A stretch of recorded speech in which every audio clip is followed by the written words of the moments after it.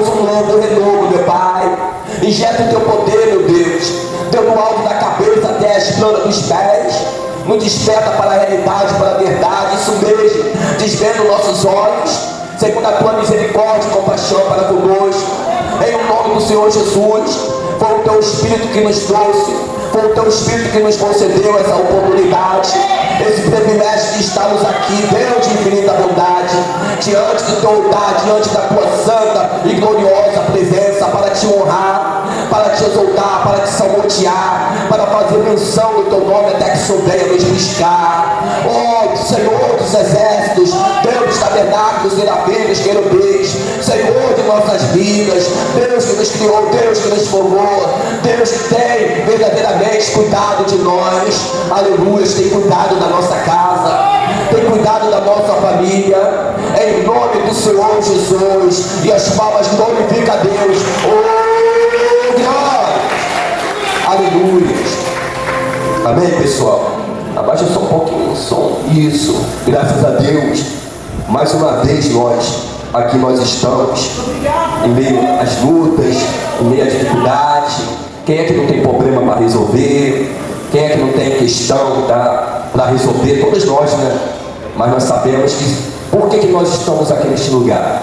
Porque nós sabemos que sem Deus nada podemos o quê? Fazer, pessoal. Porque se Ele não resolver, quem é que vai resolver? Se Ele não fazer, quem é que vai fazer? Se Ele não te curar, não te reabilitar, não te levantar, quem é que vai fazer isso? Tem coisas que realmente a gente pode fazer, mas o que nós não podemos fazer, Deus faz ou não faz? Será que Deus vai descer lá do céu e lavar a sua louça? Não vai. Vai varrer o quintal? Vai capinar o quintal? Não vai. E se relaxar, daqui a pouco está dando até onça, né? Está dando até bicho. O mato vai crescendo, vai crescendo. Então tem coisas que a gente temos que fazer. E o que nós não podemos fazer, Deus faz. Um exemplo. O brinquedo do meu netinho está em cima do guarda-roupa. Tem como ele pegar? Aí ele aponta para o brinquedo para me pegar. Porque ele não alcança, as mãos dele não alcançam. Então, aonde as suas mãos não alcançam, Deus alcança para você. Deus coloca nas suas mãos. Quem crê, o que não chegou vai chegar. Porque até então, o altar não fica devendo nada para ninguém. Ou seja, todos aqueles que votaram droga no passado foram abençoados. E por que contigo não vai ser? A mesma coisa. Se eles forem abençoados, eu também vou, pastor. Em nome do Senhor Jesus, porque Deus não faz discriminação, Deus não faz acepção de ninguém. Tem pessoas que deixam de vir porque está cansado, ou está sobrecarregado, trabalhou a semana toda. Não vou não, porque estou muito cansado, muito exausto. Mas a igreja é o lugar de quem está cansado. A Bíblia responde a respeito desse contexto. Vinde a mim todos que estáis o quê? Cansado. A igreja é o lugar de quem está cansado, de quem está doente, de quem está oprimido, de quem está sobrecarregado. A senhora Marlene estava sobrecarregada há 15 anos, vivendo na dependência de remédios, de calmantes, de antidepressivos, ansiológicos, mas através de uma palavra profética, de uma oração de libertação, ela foi liberta. Deu testemunho aqui no domingo passado, deu ou não deu? Imagina quanto ela gastou durante esses 15 anos, se ela colocasse na poupança, se ela aplicasse. Quantas das vezes abdicou, deixou de comer um queijo, deixou de comer alguma coisa que gostava para não faltar o remédio, para não deixar de comprar o remédio. E assim tem inúmeras pessoas, o que não falta é pessoas dessa forma, vivendo desse jeito, ou seja, tem gastado mais na farmácia do que no mercado. E Deus veio para decretar o quê? A nossa independência. Senão, de contrapartida, não está escrito: conhecereis a verdade vos o quê? Libertará. Se vos o Filho do Homem vos libertar, verdadeiramente sereis o quê? Livre. E Ele está aqui para nos libertar de toda a fadiga, de toda exaustão, de todo cansaço, de toda debilidade, fraqueza, moleza, disposição. Não estaria falando dessas coisas se não estivesse escrito também que Ele veio para os doentes. Que é os doentes que precisam de médico. Pastor, Deus também é Deus de multiplicação, com certeza. Mas só Ele ele multiplicou, pastor, pães e peixe? Não. Teve a multiplicação lá no dia do profeta Eliseu. E o camarada chegou com 20 pães, ele estava com mais de 100 convidados. Chegou com 100 pães e colocou nas mãos dele. E agora? Alguém falou assim: agora, vamos alimentar todo esse povo, será que dá? Às vezes você pensa que o café da manhã não dá. A gente programa uma festinha que não vai dar. Hoje veio muita gente. Hoje já não veio, né? Mas tem domingo aqui que não tem lugar para sentar. É ou não é, pessoal? Então, será que vai dar para todo mundo? Dá, porque aonde Deus coloca as mãos, multiplica. Aonde Deus coloca as suas mãos, o milagre acontece. E sabe o que Eliseu fez? Muitos anos do Senhor Jesus, muitos anos antes, perdão, do Senhor Jesus, da multiplicação de pães e de peixe, feita por Jesus. Ele pegou aqueles 5 pães, apresentou a Deus, agradeceu a Deus e mandou os seus servos, os seus discípulos distribuírem entre o povo. E foi distribuindo e deu para todo mundo, e ainda sobrou. E ainda sobrou, igreja. Quem disse que não dá? Quem disse que não dá? Com Deus tudo dá. Até o que é para dar errado dá certo. Na oportunidade, ele fez até um machado flutuar para quebrar a tese que não dá. Já deu tudo certo. A fé é certeza. Deus não tem parte da dúvida. Quem tem dúvida só se afunda. Mas quem crê nunca para de crescer, nunca para amém, igreja, de dar testemunho, porque ele te escolheu como a testemunha dele aqui na terra. E as palmas glorificam a Deus. Oh, glória! Aleluia, Senhor. Amém, igreja? Sabe por que aqueles homens no passado eles venceram? Porque da fraqueza eles tiraram o quê? Eles tiraram força. Você vê depois de um dia de aflição, de tribulação, Paulo e Silas que foram presos na prisão, só porque expulsaram o espírito adivinhador, devido às suas adivinhações, estavam muito loucos aos seus senhores, e eles acabando com aquela fonte de lucro, repreendendo aquele demônio adivinhador daquela jovem. Uma vez ela sendo liberta, não tinha mais adivinhações, e pessoas que vinham de longe por causa das suas adivinhações e revelações, como não tinha mais, houve uma controvérsia. Os senhores daquela senhora, daquela jovem que lucrava através das adivinhações dela, a fonte de lucro acabou, porque o mal que estava nela foi expelido, foi expulso através de Paulo, e houve uma grande controvérsia, uma briga tremenda, e ali colocaram o povo contra Paulo e Silas, arrastaram os homens em praça pública, foram chicoteados, foram lançados na prisão, em corrente, em preso algemas, mas mesmo eles estando ali, sangrando, mesmo eles ter passado pelo que passou, estavam ali glorificando a Deus. Não deixaram de cultuar a Deus. A Bíblia diz que por volta da meia-noite, Paulo e Silas oravam e cantavam louvores a Deus, e os demais companheiros das prisões os ouviam, e de repente sobreveio o tamanho do terremoto, e sacudiu os alicerces daquelas prisões, e abriram-se todas as portas, e soltaram as cadeias de todos. Está vendo, pessoal? O milagre que aconteceu. E naquela mesma noite, o carcereiro se batizou, a família do carcereiro se batizou, porque ele perguntou para Paulo: o que eu devo fazer para herdar a vida eterna, para ser salvo? E Paulo respondeu em alta voz: crê no Senhor Jesus e será salvo tu e a sua casa. E os demais companheiros presos da prisão naquela mesma noite, todos foram batizados na mesma noite, pastor, exatamente. O que nós aprendemos com isso? Que nós não podemos deixar para amanhã o que podemos fazer hoje, porque amanhã pode ser tarde demais. Quem garante que nós vamos estar vivos daqui a algumas horas? A palavra de Deus serve como prevenção. Prevenir é melhor do que protelar, do que resistir. Hoje não deixaram para o dia seguinte, para ter um compromisso com Deus, para se posicionar, ou para colocar a vida no altar, para se batizar, ou para aceitar Jesus. Esse dia não chegou para eles. Esperaram demais, empurraram com a barriga, protelaram demais, priorizaram as coisas do lado de fora demais. Quem não quer ouvir cuidado, vai ouvir o quê? Coitado, tá? O homem que muitas vezes ele é repreendido, é chamado a atenção pela palavra de Deus, que não toma posição, será quebrantado de repente sem que haja cura. É bíblico.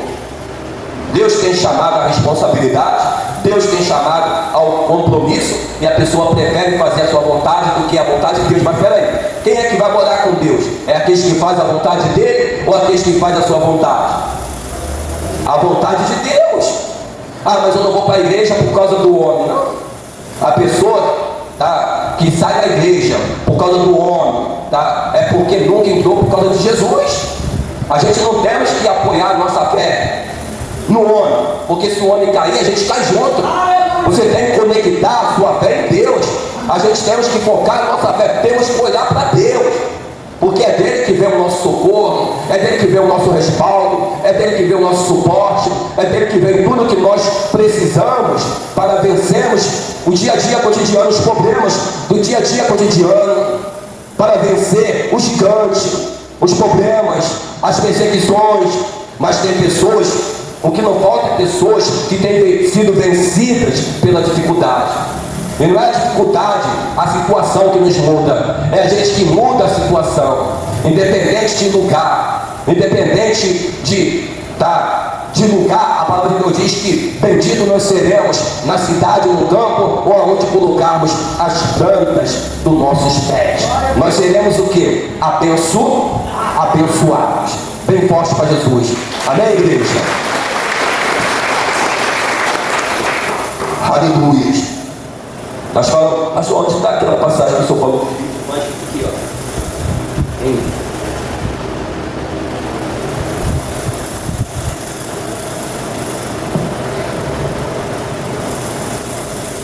Capítulo 4, segundo Reis.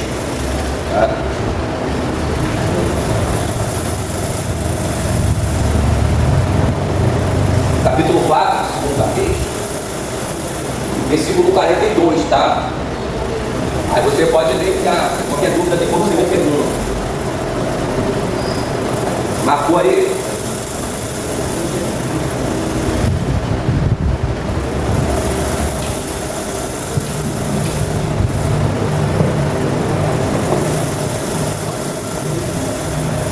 A gente temos que entender que a gente não é super-herói. Às vezes a gente fala de cura da pessoa, porque Deus cura tudo, porque até então tudo é possível, não é só alguma coisa, tudo é possível que crê. E tem pessoas que ainda ponderam, questionam, blasfema, pessoal? Tem pessoas ainda que ficam rindo, achando graça, escandalizando. Deus cura tudo. Tem pessoas que até falam assim, pastor, doença não é para dar o quê? Um porte, não.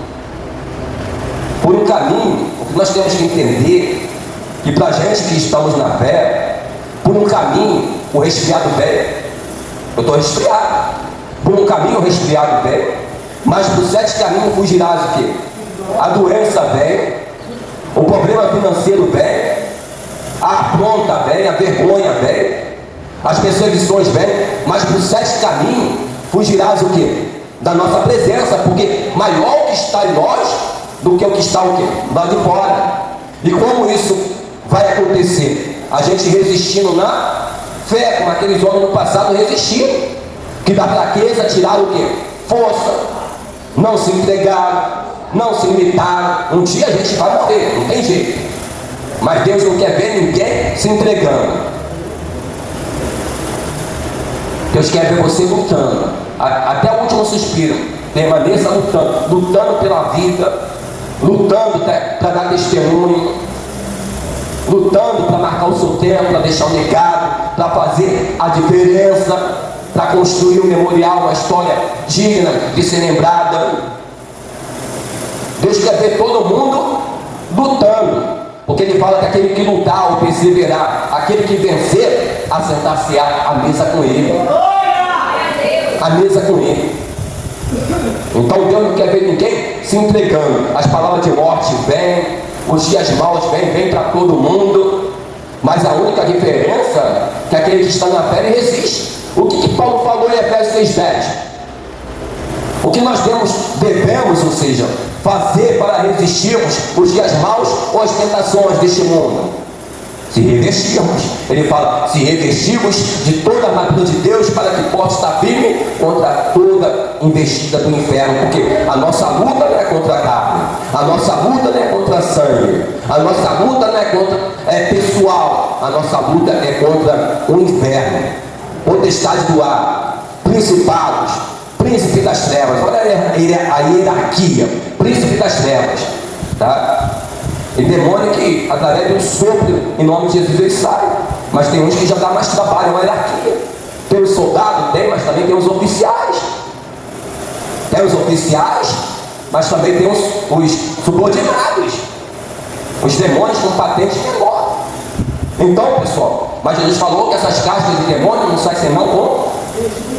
Então, quem ora antes o quê? Orar antes é o quê, pessoal? É dependência, né?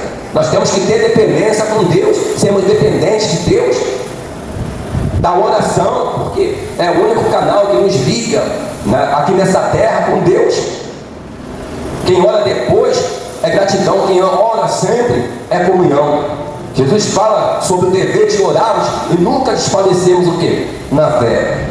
Então, abra sua Bíblia, você já marcou lá, né, os 20 pães de peixe. Ali também você pode observar que tem a passagem da panela do veneno, porque estava uma escassez, uma crise no país.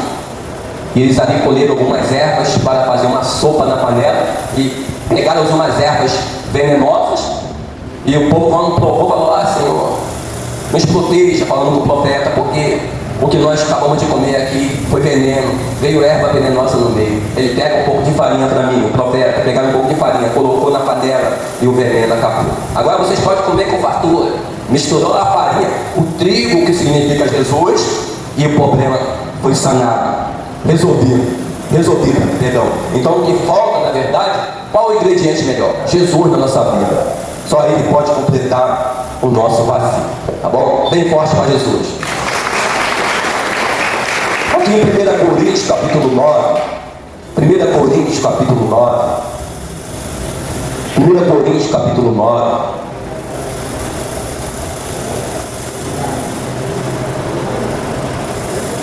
aleluia.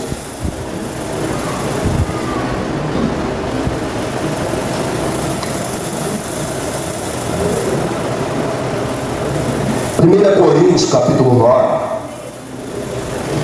está escrito assim, ó: porque se eu anuncio, 1 Coríntios capítulo 9, versículo 16. Acessa aí, por favor, o 16. 1 Coríntios capítulo 9, versículo 16. Porque se anuncio o Evangelho, não tenho do que me gloriar, pois me imposta essa obrigação, porque há de mim se não anunciar o quê? O Evangelho. 1 Coríntios capítulo 9, versículo 16. Vamos treinar a Bíblia em casa, pessoal. Achar rapidinho.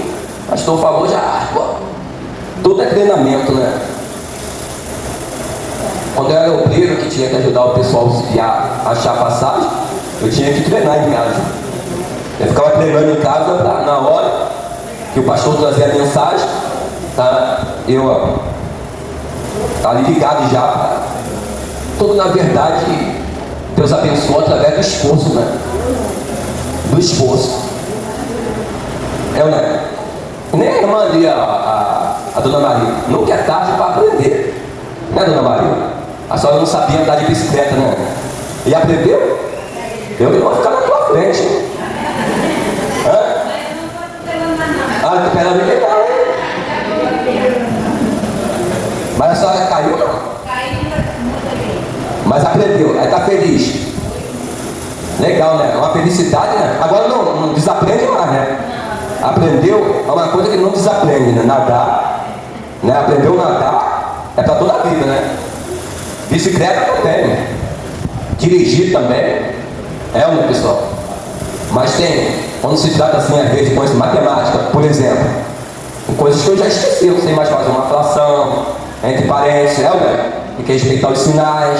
Esquece ou não esquece? Tem que manter, né? Se não manter, acaba desaprendendo. Ah, quem escolheu o Brasil? E agora? Né? A senhora sabe, dona Helena? Tá rindo?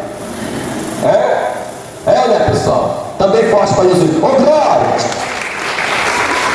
Aí Paulo está falando assim, ó: se eu prego o Evangelho, Se eu prego, olha o que Paulo está falando, se eu prego o Evangelho, não tenho por que ser envergonhar ou gloriar, porque é me imposta uma obrigação, porque há de mim se eu não anunciar o Evangelho. Tem pessoa, está escrito que não é por força, nem violência, temos o poder de decisão, o livre-arbítrio, o poder de escolhas, mas uma vez a pessoa sendo conhecedora do Evangelho e não praticando, é cobrada. Por isso que nós vemos aqui Paulo, tá, com essa responsabilidade. Sabe o que mais Paulo tinha medo? Era de perder a salvação. Ele falou assim, na oportunidade, eu com todo temor e tremor, eu tenho lutado, eu tenho perseverado, eu tenho combatido no bom combate pela minha salvação. Eu tenho lutado rumo em direção à coroa da vida, ao céu, pessoal. Porque o que Deus quer nos dar é o céu. É o céu. E isso acontece como um relâmpago, como abrir e fechar de olhos. Você lembra lá daquela passagem do ladrão da cruz? Ele não se achou digno de ser salvo. Ele reconheceu o sacrifício de Jesus como Salvador, como Rei dos Reis. Ele só falou assim para Jesus: Senhor, enquanto o outro está blasfemando dele, escandalizando, ele falou: Senhor, lembra-te de mim quando estiveres. Ele falou: lembra-te de mim. Não se achou digno de ser salvo. Cometi muitos erros. Em outras palavras estava falando, mas eu cometi muitos erros. Cometi muitos delitos em meio à sociedade. Tem muitas mães chorar, tem muitas famílias sofrer. Eu roubei, eu cortei, eu cheirei, se prostituí. Senhor, lembra que eu não sou digno de ser salvo. Mas pelo menos, se o Senhor lembrar de mim, já está bom. Lembra-te de mim quando estiverem lá no paraíso. E Jesus respondeu o que para ele? Em verdade vos digo, que daqui a um ano tu estarás comigo no paraíso. Daqui a um mês, daqui a algumas horas, porque você pega, mesmo sendo de avião daqui para outro país, é 10, 12 horas, 16 horas de viagem, não é? Pessoal? Mesmo de foguete para a lua, não gasta algum tempo, né? Alguns minutos, algumas horas para chegar, mas no céu é rápido. Jesus falou: hoje mesmo, lá ontem, tu estarás comigo no paraíso. E o melhor, não precisa de avião, não precisa de foguete, não precisa de trem, não precisa de condição. A condição que ele nos coloca, não precisa de condição, mas a condição que ele nos coloca, que Jesus coloca, é o que? O arrependimento. Arrependei-vos, pois é chegado até vós o reino dos céus. E as palmas glorificam a Deus. Oh, glória! Aleluia! Então nós vemos aqui, o camarada pregando o Evangelho por uma obrigação, tendo compromisso, responsabilidade com a palavra de Deus, de levar o Evangelho. Porque você sabe que quanto mais é dado, quanto maior for o aprendizado, mais será o que? Cobrado. Não disse? Jesus ensinou isso através da parábola dos talentos. Jesus chegou e contou para os seus discípulos assim: pois será que o homem, se ausentando do seu país, resolveu confiar os seus bens aos seus servos? A um ele deu 5 talentos, a outro ele deu 2, a outro ele deu 1, cada um segundo a sua própria capacidade. Depois partiu, cada um segundo a sua própria capacidade. Um tinha condições de receber 5, então recebeu 5. Já o outro de receber 2, recebeu 2. Já o outro, você só vai receber 1. Mas ninguém deixou de receber. Todo mundo recebeu. Deus não deixa ninguém de fora. Todo mundo foi abençoado com a palavra de Deus. O que recebeu 5, imediatamente saiu a negociar e ganhou outros 5. Da mesma forma, o que ganhou 2, ganhou outros 2. Mas o que ganhou 1, ele pegou o talento ali do seu Senhor ali, e enterrou o talento do seu Senhor, cavou um buraco lá na terra e enterrou. Depois de muito tempo, o Senhor daqueles servos voltou para ajustar a conta com eles, porque uma hora ele vai voltar para ajustar contas. A partir do momento que você parte dessa terra, você vai ter que prestar conta. Aleluia! Meu pessoal, vai prestar conta do que você está ouvindo aqui, ó, nesta manhã. Vai prestar conta. Pode até entrar em condenação, uma vez não obedecendo, praticando. Porque se você praticar, está escrito que nenhuma condenação há para aqueles que praticam, para aqueles que estão em Cristo Jesus, que não anda segundo a carne, mas sim segundo a vontade de Deus. Então, quanto mais é dado, mais é cobrado. Então, o que ganhou 5, ele prestou conta lá, e ganhou mais 5, o que ganhou 2 mais 2, e finalmente chegou a vez do que ganharam 1. E ele já veio dando desculpa. Não tem pessoas assim que já vêm dando desculpa? É ou não é, pessoal? Só sabe, por trás de cada desculpa tem uma mentira. Porque quando a pessoa quer, ela chega onde quer, ela consegue o que quer, porque tem fé. A fé proporciona isso. Porque, independente do diagnóstico, tudo é possível ao que crer. Mas tem pessoas que sempre dão uma desculpa, né? E ele foi dar desculpa: Senhor, sabendo que é homem severo, que ceifa onde não semeaste, que ajunta onde não espalhaste, precioso tomei o seu talento e enterrei. Toma aqui o que é seu. E Jesus respondeu o que para ele? Ele foi salvo? Não.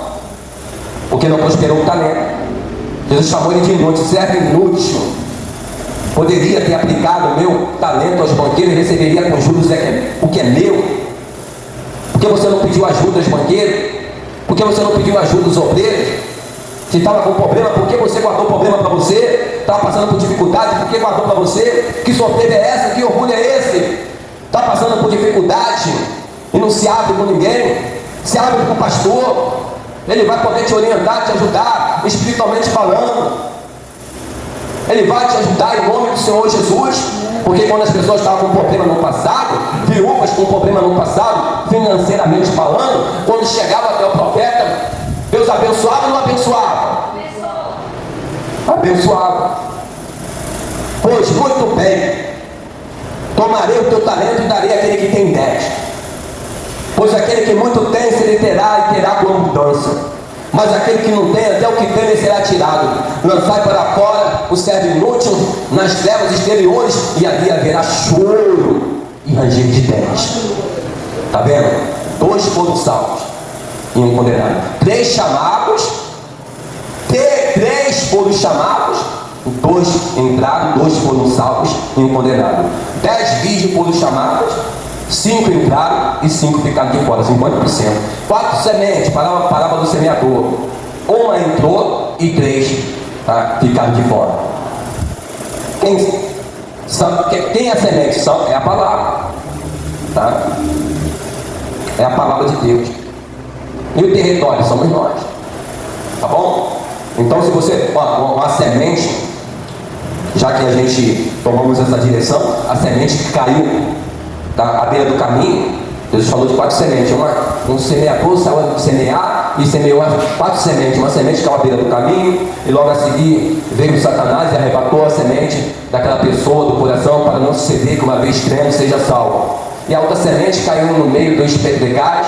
Como nas pedras ali não tinha raiz, foi o que? Veio as riquezas, deleites, as oferendas dessa terra, não resistiu, ou veio o carnaval, não resistiu e se perdeu. Aqui caiu no meio dos espinhos, foi sufocado no decorrer dos dias, com cuidados, né, com os frutos dessa terra, sapaticando com as coisas materiais deste mundo, e seus frutos não chegaram nem a amadurecer, foi sufocado. O jardineiro sabe muito bem disso. Aí plantar uma plantinha, vai começar a crescer muito espinho, mata ao redor, mata. É uma semente, então tem que arrancar, tem que limpar, tem que podar. Mas aqui caiu em boa terra, tem muito que cair em boa terra. Essa deu 30, 60, 100 por 1. Essa deu muitos frutos. Porque ele é a videira verdadeira. Aquele que está nele, esse dá o quê? Muitos frutos. Bem forte para ele. Ô glória! Tá bom? Quem quer ver a sua vida frutificando? Tá. Mas eu antes estava falando com um pastor lá no bairro, a gente estava fazendo telhado lá, terraço lá em cima da igreja. Aí eu falei com ele, estava falando com ele, e estava falando sobre peças. Amanhã eu fazer uma campanha, vai começar uma campanha lá, estava falando sobre peças. Eu falei, pastor, peças é muito bom.